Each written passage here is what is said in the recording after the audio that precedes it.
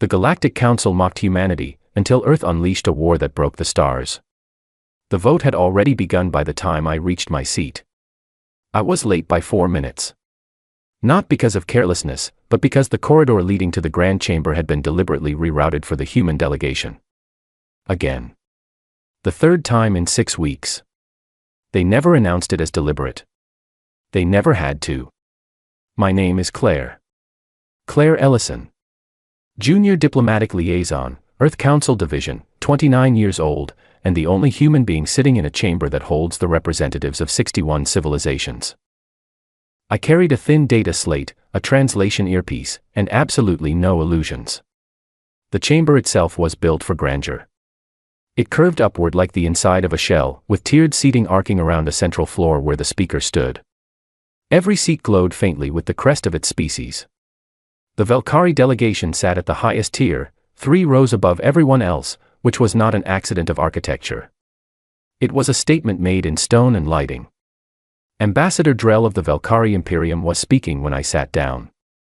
He had 4 upper limbs, a voice like gravel poured down a metal pipe, and the practiced calm of someone who had never once been told no. He was not talking about Earth directly. He rarely did. Instead, he was describing the criteria for full council membership, reading from a document his delegation had submitted, a document that, by some remarkable coincidence, described requirements that no human institution currently met. Minimum technological thresholds. Minimum fleet capacity. Minimum years of interstellar presence. Minimum. The representative from the Savari Collective, a small creature the color of old paper, leaned toward her colleague and said something. Both of them covered what passed for their mouths and produced a sound that I had learned, in 8 months on this station, was laughter. No one looked at me. That was the cruelest part. When something is genuinely funny, people look at the subject of the joke to measure the reaction. They did not look at me because they did not need to. They were not performing for me. I was not even worth performing for. I opened my data slate and began writing my notes. Drell finished his reading. The translation in my ear rendered his final line as, "We must, of course, ensure that passion does not substitute for competence." He did not say the word human. He did not need to. The chamber representative from the Morith Federation, a species that had been spacefaring for 800 years, raised a ceremonial acknowledgement flag, which meant support for the statement. 12 other delegations followed. The flags went up in a slow, unhurried wave, the way people move when they are completely sure of the outcome. I kept writing. The session chair, a being called Overseer Pon, called for any counterstatements. There was a pause. I felt every eye in the room, the ones that were eyes, anyway, drift toward the human section. Our section was 4 seats on the lower left tier, partially obscured by a structural column that had been in the way since the station was built. No one had ever offered to move it. I stood up. I did not shout. I did not tremble. I had prepared exactly 140 words, because I had been told that the attention span of the chamber for human statements averaged about that long before delegates began reviewing their own files. I said that Earth acknowledged the criteria as written. I said that humanity respected the Council's process. I said that we would continue to present our application in good faith, and that we believed patience was not weakness but evidence of genuine intent to participate, not merely to compete. Pon thanked me in a tone that one uses to thank someone for not spilling anything. I sat down. Next to me, the only other human in the room, a senior attaché named Gordon Fry, 22 years my senior, with the kind of tired eyes that come from watching the same play performed too many times, leaned over and said, very quietly, "You did well." I looked at my notes. I had written the same thing I always wrote. Observations. Behaviors. Timing. Which delegate laughed? How long the pause lasted before the flags went up? How many contingents were present versus represented by proxy? The small mechanics of a process that had been designed, whether consciously or not, to make us feel like guests applying for permanent residence in a house that would never fully be ours. Gordon's communicator vibrated. He read whatever appeared on it. His expression did not change. Gordon Fry had one of the most controlled faces I had ever encountered, which was why I noticed the single moment of stillness that passed over him, not alarm, not surprise, but the specific blankness of a person absorbing information that changes something fundamental. He showed me the screen. 2 words. Classified routing. Earth origin. Come home. Not return at your convenience. Not please advise your schedule. Not awaiting your report. Come home. Gordon Pond was already standing, gathering his things with a quiet efficiency that I had never seen from him before. He caught me looking and said, "Leave your notes. Someone else will file the session record." I left my notes. We moved through the rerouted corridors, past the alien murals that depicted galactic history with Earth appearing in exactly one panel, small and unlabeled, near the bottom right corner. I had counted, once, how many species were depicted above us in that mural. 47. We were number 48 in size. Number 61 in relevance, if the positioning meant anything. At the docking bay, a ship was waiting that had not been on the station manifest that morning. It had no diplomatic markings. Its hull was the flat, non-reflective gray of a vessel that did not want to be remembered. Gordon walked up the ramp without slowing. I followed him. The hatch closed behind us. The ship began moving before we had fully sat down. I looked through the small porthole at the council station growing smaller behind us. Its lights blinked with the regular pulse of a functioning civilization, calm and enormous and entirely unconcerned with our departure. I thought about Drell's voice. About the laughter that had not even tried to hide itself. About the flags going up in their slow, certain wave. I thought about the word patience, and how I had used it in my statement as though it were a shield. Somewhere below us, getting closer with every second, was Earth. And Earth, apparently, had something to say. I did not sleep on the flight home. Not because the seats were uncomfortable, though they were, but because Gordon Fry spent the first 2 hours of the journey reading from a physical file, actual paper, which nobody used anymore, and refused to discuss a single word of it. Every time I leaned toward him, he turned the page away with the practiced motion of someone who had done exactly this, in exactly these circumstances, before. When we finally broke atmosphere and began descent, he closed the file, set it on his knee, and said, "What I'm about to show you stays with you. Not because you'll be threatened if you share it. Because once you see it, you won't want anyone to know you know." I said I understood. He said, "No, you don't. But you will." We landed not at any facility I recognized. The approach was long and northwest, deep into mountain terrain that my navigation display identified only as a restricted zone. The landing pad was cut directly into rock. No visible structures above ground. The kind of absence that, if you know what to look for, means there is a great deal of presence below. The elevator down took 90 seconds. I counted. 90 seconds at standard descent speed puts you somewhere around 400 meters underground. The doors opened into a corridor lit with the flat white light of deep facility installations, and I walked behind Gordon Fry into something that I can only describe, inadequately, as the inside of a held breath. The facility was enormous. That word is not enough, but I don't have a better one. It stretched in 3 directions from the central hub where we entered, with corridors branching off like the arms of something alive. People moved everywhere, but quietly. The kind of quiet that isn't forced, it's the quiet of people who know exactly what they are doing and have been doing it long enough that urgency has become rhythm. Engineers in gray. Analysts at terminals that lined the walls in unbroken rows. Logisticians with headsets moving between stations with the calm of people who do not panic because panic has been removed from the list of available options. I followed Gordon to an observation platform that overlooked the main floor below, and he stopped at the railing and said nothing. Just pointed. It took me a moment to understand what I was looking at. What I saw was a shipyard. But not a shipyard the way I understood the word. Every shipyard I had ever seen, and Earth had several, for our small fleet of diplomatic and science vessels, had a quality of incompleteness to it. Things in progress. Scaffolding everywhere.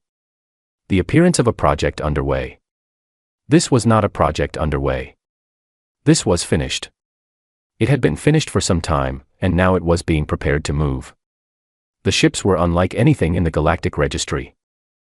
I knew the registry. I had studied it obsessively in my first year of diplomatic training because knowing the fleet capacities of other civilizations is basic political literacy. I knew what Valkyrie warships looked like. I knew the Savari patrol designs. I knew the long, elegant spines of Morith scientific vessels. These looked like none of them.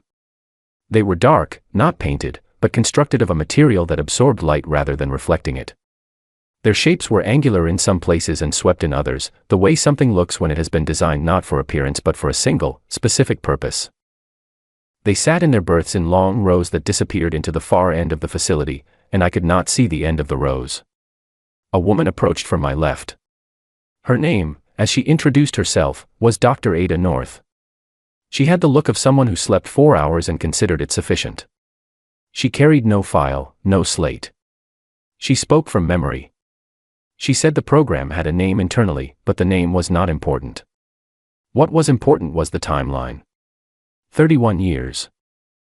The program had been running for 31 years, funded through 17 different budget categories across 9 different government departments, none of which individually suggested what the sum of them was building.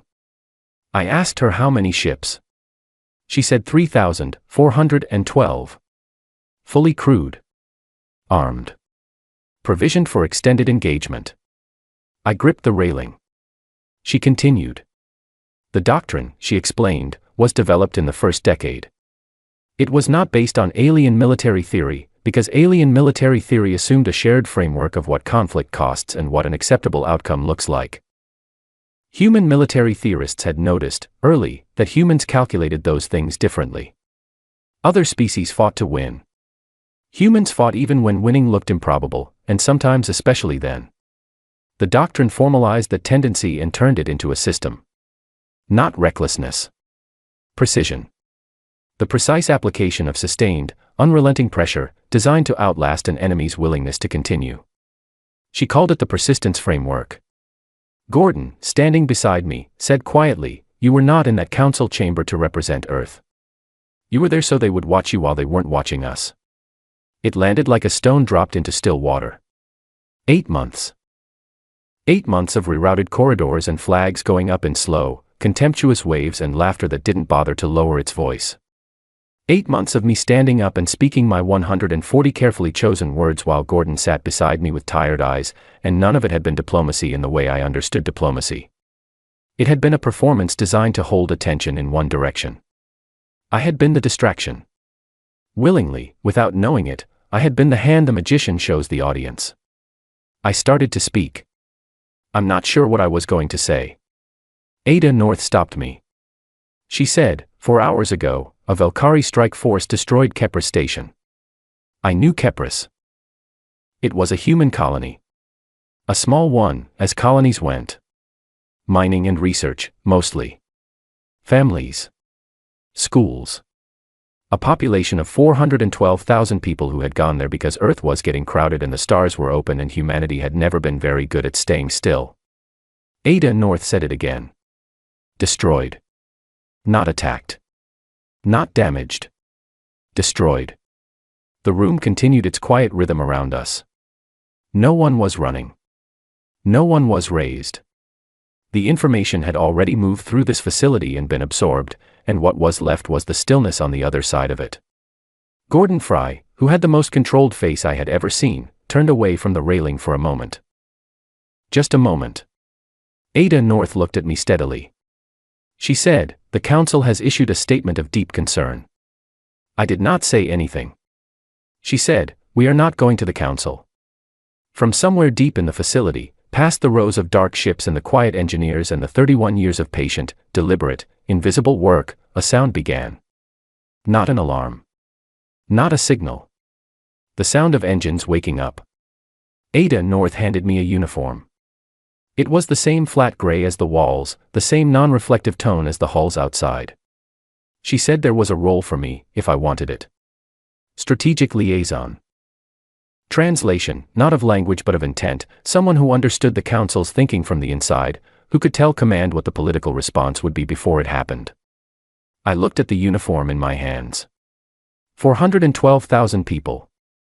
A statement of deep concern. I put the uniform on. Ada North said, "Good." She turned toward the platform steps and added, without looking back, "We leave in 6 hours. Sleep if you can." I looked out over the rows of dark ships one more time. 3,412.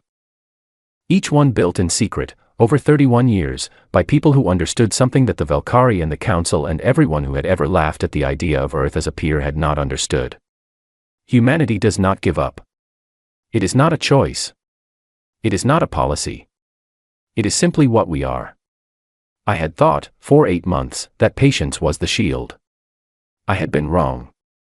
Patience was not the shield. It was the sword. And now it was drawn. The fold took 11 hours. 11 hours of compressed, lightless transit, during which the flagship, the vessel I had been assigned to, long and dark and named internally only as Unit 7, which I thought was either very practical or very ominous, hummed at a frequency you felt in your back teeth more than heard with your ears. I spent 8 of those hours at a workstation in the Strategic Coordination Room, reviewing everything the Council had ever filed on Valkyrie military doctrine. Not their published assessments. The assessments buried 3 levels into the archive, the ones that other species had submitted confidentially and that Earth's intelligence team had spent years quietly reconstructing from partial data. The Valkyrie had never lost a first strike. Not once in 300 years of recorded conflict. They struck fast, they struck overwhelming, and by the time the target had organized a response, the Valkyrie were already dictating terms. Their entire military identity was built on that sequence. Speed, then dominance, then negotiation from a position where the other party had no real choice. What they had never encountered was an opponent who looked at that sequence and simply refused to follow the script. Captain Henry Cole found me at my station at hour 9. He was a quiet man, the kind of quiet that comes from genuine calm rather than suppression. He had commanded warships for 16 years, starting with Earth's small diplomatic escort fleet and moving, at some point I did not have clearance to know about, into this program. He sat across from me, looked at my screen, and said, "What are you reading?" I told him. He nodded slowly. He said, "Their commanders are going to expect us to retreat after the first exchange." Every opponent they have ever faced retreated after the first exchange, because the first exchange against the Valkyrie is always bad. Our doctrine accounts for that. I asked him what the doctrine said about the first exchange. He said, "Take it. Absorb it. And keep moving." I looked at him for a moment. I said, "That sounds like it costs a great deal." He said, "Yes." He didn't elaborate. He stood up and moved back toward the bridge, and I sat with the word yes for a long time afterward. Fold exit was announced without ceremony. The viewport, which had shown nothing for 11 hours but the deep, formless dark of fold space, suddenly filled with stars again. Real stars. Fixed and bright and honest. Ahead of us, the Valkyrie veil. It was not called a veil because of beauty. It was called a veil because of the electromagnetic interference generated by the Valkyrie's outer defense grid, a shimmering, layered curtain of signal disruption that covered their forward systems like a second atmosphere. For 3 centuries, nothing had passed through the veil without Valkyrie permission. It was the boundary of their certainty. Beyond it, they were untouchable. On the tactical display, 3,412 signatures appeared as Unit 7's fleet completed fold exit around us. They materialized in precise formation, each ship in its assigned position, no drift, no delay.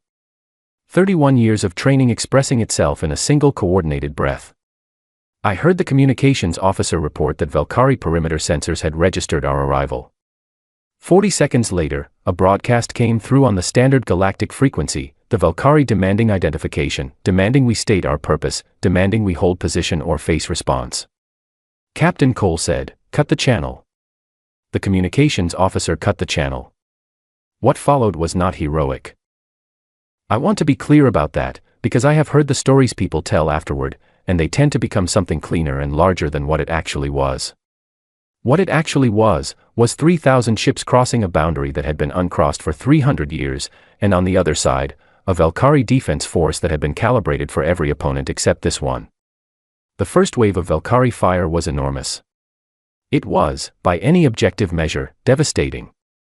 14 human ships were destroyed in the opening minutes. 14 crews. I knew the ship numbers. I had memorized the ship numbers the night before because Ada North had told me that if I was going to serve in this role, I needed to understand that the numbers on a tactical display were not abstractions. 14 ships. I watched the display. I watched the gaps where those ships had been. 2 ships moved into each gap. The Valkyrie commanders, according to the signals intelligence we were intercepting in real time, initially classified this as a targeting error. Then as a reserve deployment. Then, after 40 minutes of continuous engagement during which the human fleet absorbed every strike and replaced every loss and kept advancing, their classification system apparently stopped generating new categories and simply began reporting that the enemy was not behaving as expected. That phrase, not behaving as expected, appeared in their intercepted communications 11 times in the first 2 hours. I translated the political implications for Captain Cole at regular intervals. I told him that the Valkyrie High Command would not call for negotiation until the engagement crossed a threshold that made continuation more expensive than concession, and that the threshold was not purely military, it was reputational. They had never asked for a ceasefire. Not once, in 300 years. The cost of asking, to them, was not tactical. It was existential. They would push past reason before they would ask. Cole said, then we push past their reason. The battle continued into the 6th hour. I stopped counting exchanges and started watching the pattern instead. The Valkyrie were excellent fighters. I want to say that clearly because the truth matters more than the story. They were fast, they were disciplined, and they adapted with each cycle. But their adaptations assumed that at some point the human fleet would reach a level of loss that would trigger withdrawal. Every tactical adjustment they made was built on that assumption. The assumption was wrong. On hour 7, something shifted in the Valkyrie command communications. The phrase not behaving as expected disappeared.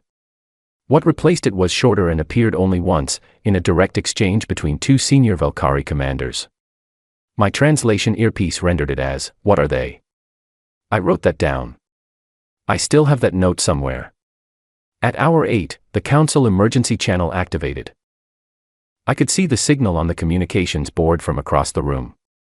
Pond's station had initiated contact. The Council wanted to speak with the fleet commander. The Council was requesting an immediate pause.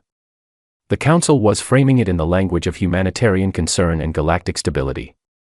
The Valkyrie ambassador was, according to a secondary intercept, in the Council chamber at that exact moment, requesting intervention. I had sat in that chamber. I had heard the laughter. I had counted the flags going up. Captain Cole looked at me across the coordination room. He did not ask my opinion. He asked, "What will they do if we don't respond?" I said, "Issue a resolution." He turned back to his display. We did not respond. The battle lasted 19 hours in total. At the end of it, the Valkyrie Veil, the electromagnetic barrier that had stood for 3 centuries as the symbol of their invulnerability, had been breached, pushed back, and disrupted across a 14-system span. Their forward fleet had retreated to their core systems. Their defense grid was operating at a fraction of its design capacity. We had lost 206 ships. I read that number carefully when it appeared on my display, and I held it with the same weight that I had held 14, and thought about how numbers do not feel smaller just because a larger number exists. 206. I wrote them all down. That night, or what counted as night in the timeless interior of a warship, I sat at my workstation and stared at the empty space on the tactical display where the Valkyrie Veil used to be, and I thought about Gordon Fry saying "come home," and Ada North handing me a uniform, and the sound of engines waking up in a mountain 400 meters underground. 31 years. This had been coming for 31 years. And it had only just begun. The first time I saw the kindling array fire, I was standing at the rear observation port of Unit 7, holding a mug of cold tea that I had forgotten to drink, watching a Valkyrie Star Fortress die. I need to be accurate about what I felt, because what I felt was not simple. The fortress was called the Iron Meridian. It had stood at the center of the Valkyrie's 3rd core system for 140 years. It was a structure large enough to be visible to the naked eye from the surface of the nearest habitable planet. It had never been attacked. It had, as far as the Valkyrie were concerned, never needed to be defended. It was simply there, the way mountains are there, permanent, foundational, beyond question. 3 human scientists had spent 11 years telling their program directors that quantum-level destabilization of a fortress power core was theoretically impossible. 2 of those scientists had been reassigned.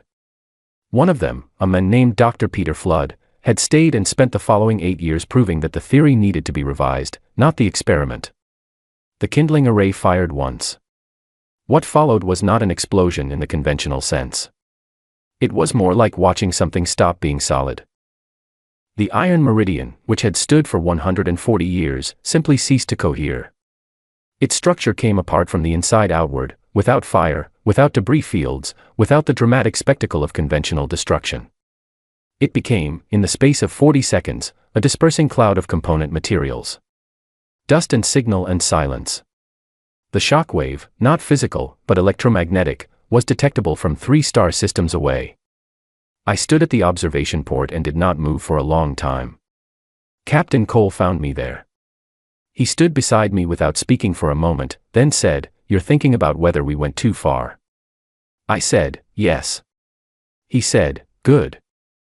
You should be." I turned to look at him. He was watching the dispersing cloud with an expression that had no triumph in it at all. I had expected something else. I had expected the face that commanders are supposed to make at decisive moments, settled, resolved, certain. What I saw instead was something more like the face of a man at a funeral who is holding himself together by choice. He said, "The fortress was evacuated 22 hours before we fired. Valkyrie Command pulled their people out when we breached the outer perimeter. We knew they would. We waited. I had not known that. Ada North's team had not briefed me on it. I realized, standing there, that it had been kept from me deliberately, not because my opinion did not matter, but because if I had known in advance, I would have spent the preceding 22 hours with a different kind of weight on my shoulders, and I needed to be functional. The fortress was empty. No one died in the iron meridian. I felt something release in my chest that I had not known was held. Then Cole said, "The secondary target was not evacuated." I looked at him. He said, "Valkyrie Command was meeting in transit. Mobile command vessel. They did not know we had cracked their location protocol." He paused. "We chose not to fire." I waited. He said, "We need them able to make decisions. And we need those decisions to be made by people who understand what we are capable of, not by whoever replaces them." He looked at me. "That is a strategic calculation. I'm not going to pretend it is anything else." I understood what he was saying. He was telling me, with precision and honesty, where the line was that they had drawn and why. Not because the line was clean.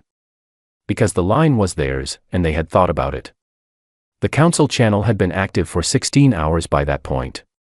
Pawn had sent 41 separate requests for communication. The Valkyrie ambassador had filed a formal emergency petition.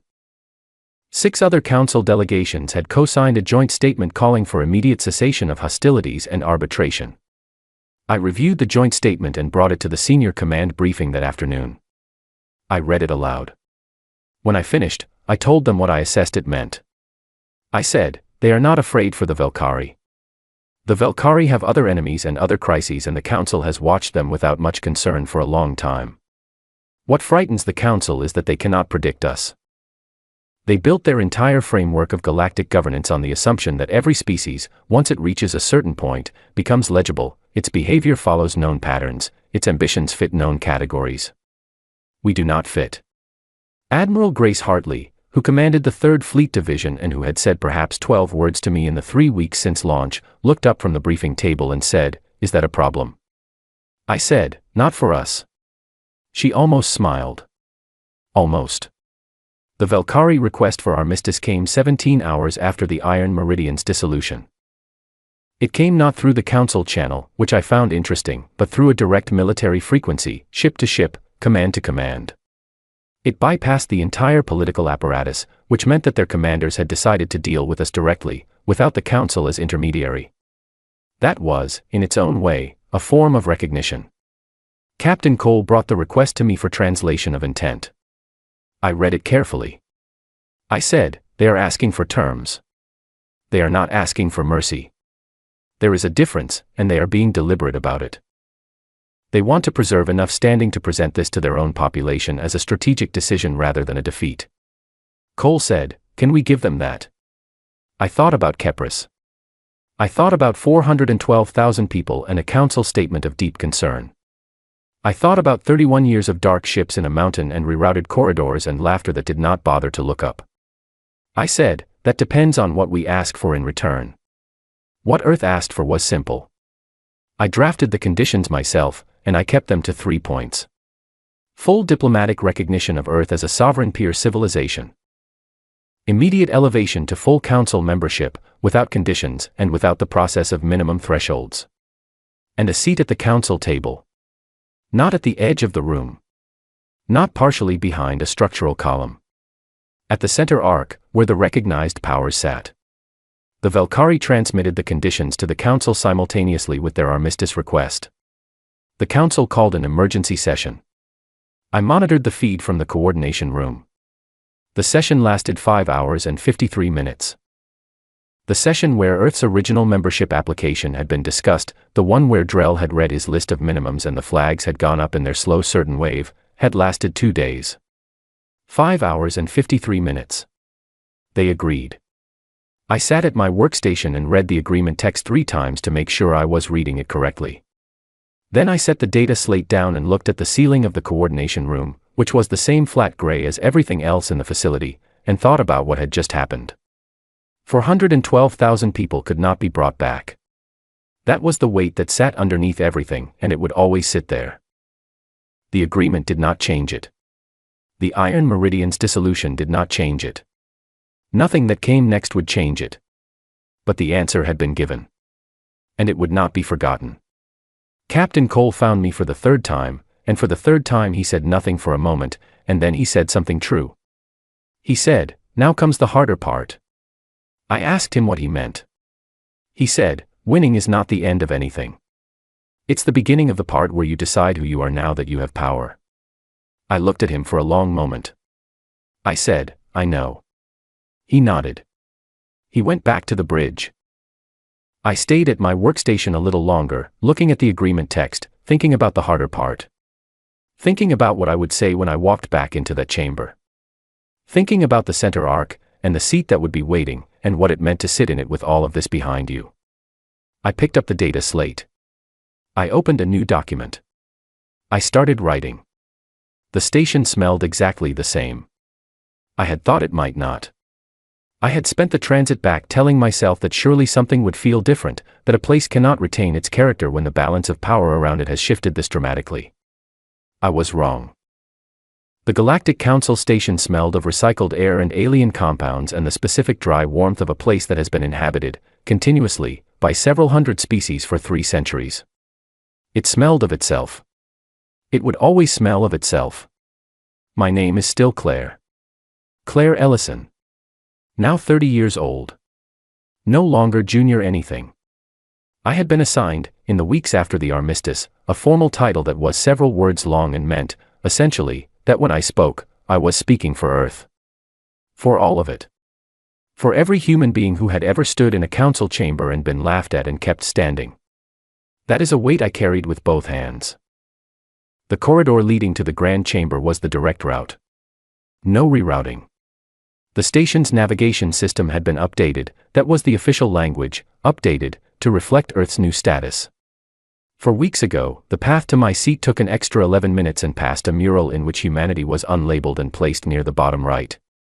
Today I walked the direct corridor, which was shorter and better lit and past no murals at all. Small things. They add up. Gordon Fry walked beside me. He had been assigned as senior ambassador, which was the right choice, and he wore the title the way he wore everything else, without visible weight, as though it had always been there. He had said, on the transport, that he was proud of how things had gone. He had said it simply, without ceremony, and I had understood that for Gordon Fry, simplicity was the highest register of sincerity. The chamber was full. Every delegation was present. Not represented by proxy, present. Physically occupying their seats, in person, for the first time at a non-emergency session in what the council records indicated was quite some time. The word had moved ahead of us, as words do, and everyone wanted to see the humans take their seat. I walked to the center arc. The Valkyrie section was visible from where I sat. It was 3 rows up and to the right, in the elevated tier. Ambassador Drell was present. He looked exactly the same as he had at every session I had ever attended, 4 upper limbs, voice like gravel, the practiced calm of someone accustomed to authority. He looked at me. I looked at him. I did not look away. I did not narrow my eyes or set my jaw.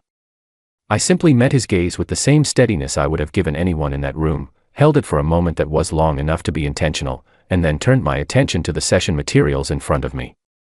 Overseer Pon opened the session. The formal acknowledgement of Earth's membership was brief. Councils are not ceremonial bodies in the way that public audiences imagine. The recognition was filed, the credentials were entered into the record, and the session moved forward. I had expected something more. I had expected, perhaps, that someone would say something. A formal welcome. A word of acknowledgement for what had occurred. What I got was the session moving forward. Which was, I realized, exactly right. Because the thing we had been asking for 31 years, was not to be welcomed. It was to be treated as though our presence required no explanation. As though we simply were there, the way the Valkyrie were there, and the Morith, and the Savari. As though belonging required no ceremony because belonging was just a fact. The session moved forward. The first item was a routine infrastructure dispute between 2 outer system civilizations. Pon called for statements. 3 delegations offered brief remarks. I listened. I made notes.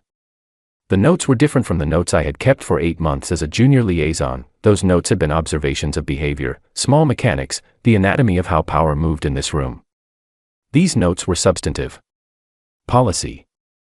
Position. The kind of notes you take when you intend to respond. The second item was a request for emergency humanitarian assistance from a civilization called the Narati. I had not heard of the Narati before the session brief, which meant they were either very new to the galactic community or very isolated, and the brief suggested both. They were, by any measure, a young species. Their world had been spacefaring for fewer than 40 years. Their technology was modest.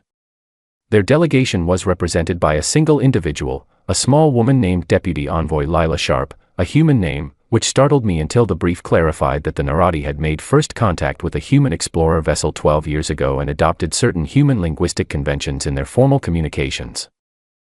Lila Sharp, Deputy Envoy of the Narati, stood at the speaker's position in the center of the chamber floor. She was young. She held her data slate with both hands. She spoke clearly and without rushing, which I recognized as the discipline of someone who has rehearsed against their own nerves. She described what had happened to her world.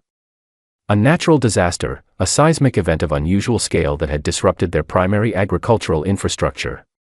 They were not asking for military assistance or diplomatic intervention. They were asking for food supply support. A temporary measure. Enough to carry their population through the next 18 months while their own recovery systems were rebuilt. It was a small request. Genuinely small, by galactic standards.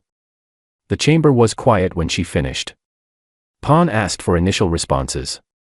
The Morith delegation submitted a brief statement noting that such matters were typically handled through the Outer Systems Humanitarian Fund, which the Narati were not yet members of because their membership application was incomplete. The Valkyrie section was silent. 3 other delegations reviewed their materials. No one raised a flag. I had not planned to speak. The agenda item was not in my briefing as something requiring Earth's involvement. I had intended to listen, observe, get a feel for the rhythm of the room in my new capacity before introducing positions on anything substantive. I stood up. Gordon, beside me, glanced over. He said nothing. I said that Earth supported the Narati request in full. I said that the procedural point about the humanitarian fund was correct in its facts and irrelevant to the situation, because the situation was not a procedural one, it was a practical one. A population needed food. The mechanism for providing it was available. The only variable was willingness. I said that Earth would commit its own resources to the initial supply effort, independent of any fund or procedural process, effective immediately, and that we invited any delegation that wished to join that commitment to do so. The chamber was quiet. Then the Savari Collective raised its flag. Then the Morith Federation. Then, after a pause that was several seconds long and visible to everyone in the room, a flag went up from a delegation I had not expected. A small civilization called the Thurin, who had never, in my 8 months of observation, volunteered for anything that did not directly benefit their own trade interests. 4 flags. 5. 6. I sat down. Gordon leaned toward me and said, very quietly, "You did well." I did not answer him. I was watching the flags go up. Watching how they moved, and how many, and how fast, and from whom. Lila Sharp, the Narati deputy envoy, was still standing at the center of the chamber floor. She was watching the flags go up. She was holding her data slate with both hands, and she was very still, and from where I sat I could see that she was working very hard to maintain her composure. I understood that. I knew exactly what it felt like to stand in that room and watch something go your way that you had not been sure would go your way. I filed it away. After the session, in the corridor outside the chamber, the direct corridor, better lit, no murals, I passed Ambassador Drell. He was moving in the opposite direction, with his delegation, and we were briefly adjacent. The corridor was wide enough that there was no need for either of us to acknowledge the other. He stopped. I stopped. He said something in Velkari. My earpiece translated it. He said, "You were more prepared than we understood." I considered several responses. I chose the one that was most honest and, I thought, most useful for whatever came next between our peoples. I said, "We were always prepared. You were just not watching." He looked at me for a moment. Then he continued down the corridor. I stood there for a moment and thought about what I had said. I thought about whether it was the right thing to say, whether it was too pointed, whether diplomacy required softness where I had offered edge. I decided it was fine. It was true, and it was clear, and what we needed now more than softness was clarity, clarity about what Earth was, what we had done, and what we intended to be. That evening I sat in my new quarters on the station, larger than my previous ones, a different section, a window that actually faced outward rather than toward an interior corridor, and I watched the stars. From the council station you could see, on clear sensor readings, the general direction of Kepris. It was too far to see the planet itself, obviously. But the direction existed. The vector. The coordinates. 412,000 people. I said their number aloud, just once, in the empty room. It is important not to let numbers become only numbers. I had learned that in this last year. From Ada North, who handed me a uniform. From Captain Cole, who told me that winning was the beginning of the harder part. From the 206 ships that had gone into the fight and not come back. From Lila Sharp, standing in the center of the chamber floor with both hands on her data slate. Numbers are not abstractions. They are people. And people are the whole point. I opened my notes file. I had been keeping it since my first day on the station, 18 months ago, the observations, the behaviors, the small mechanics. I kept it now. I would always keep it. Not because I needed it for strategy anymore, though it was still useful for that. But because it was a record. A record of what this place was and what it had been and what it was becoming. And I intended to help shape what it became. Tomorrow there would be another session. More items on the agenda. More delegations with positions and interests and histories that I would need to understand. There would be moments where I would have to decide, again, where the line was between firmness and cruelty, between standing for Earth and standing for something larger than Earth. There would be moments of uncertainty. There would be moments of doubt. I was glad there would be doubt. Doubt is not weakness. Doubt is what happens when you care about getting it right. I looked at the stars for a long time. Then I looked at the center of the window, where the station's own light fell softly against the outside of the glass, and I thought about the chamber, and the seat, and the flags going up. Not in a slow certain wave, the way they used to go up when contempt was the operating principle of this place. One by one. Each one a choice.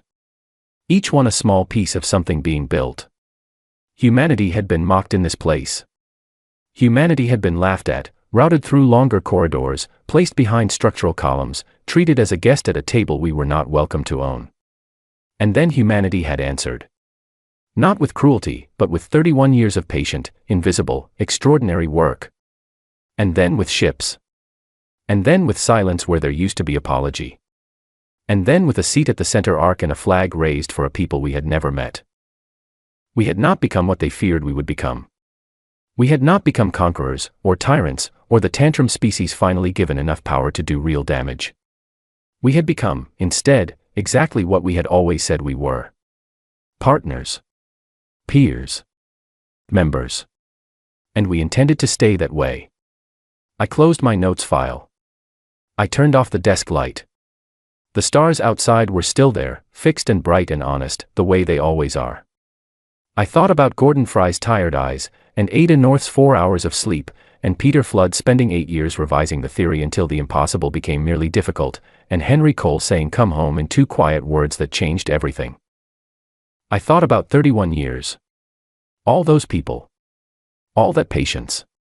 All that belief, held quietly, without applause, in the deep dark of a mountain 400 meters underground, that the moment would come and we would be ready. We were ready. And now the work that mattered most was just beginning.